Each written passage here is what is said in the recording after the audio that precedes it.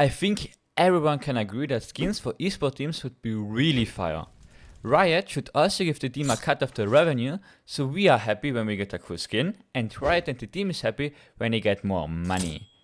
Like CSGO does it with its team stickers, and Valorant already did it with the Champions collection, where they made $15 million. Who the fuck would buy this shit? And then gave the half to the participating teams.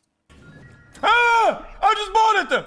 So when the guys at Vuirn wanted their own custom skin, I knew what they had to do.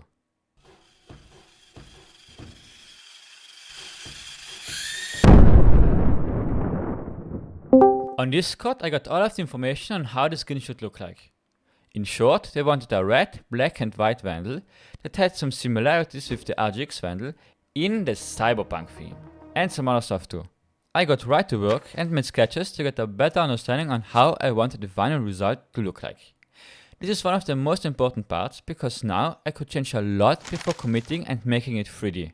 In my sketches, I drew a lot of pistons and a sick railgun. I think it's already looking pretty good. After the sketches were made, I felt comfortable to start with my 3D modeling program of choice, Blender. I made a lot of concept skins in the past, so this is going to be fun. I started out like always with basic shapes and made it more complex afterwards. So at day 1 I only focused on the most important parts, namely the railgun and this cage in the center with the reflex and a targeting laser.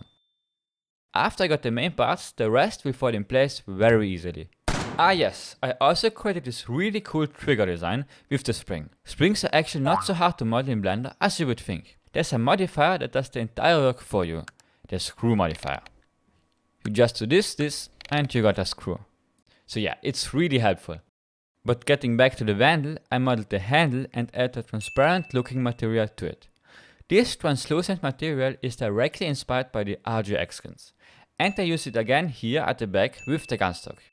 I really like the gunstock design, in part because it just looks really clean, and on the other hand, it has its own suspension. So if you shoot, it will dampen the recoil. I don't know if this would work in real life,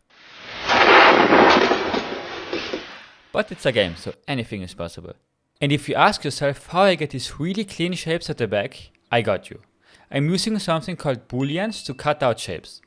Cutting out shapes without Booleans goes something like this.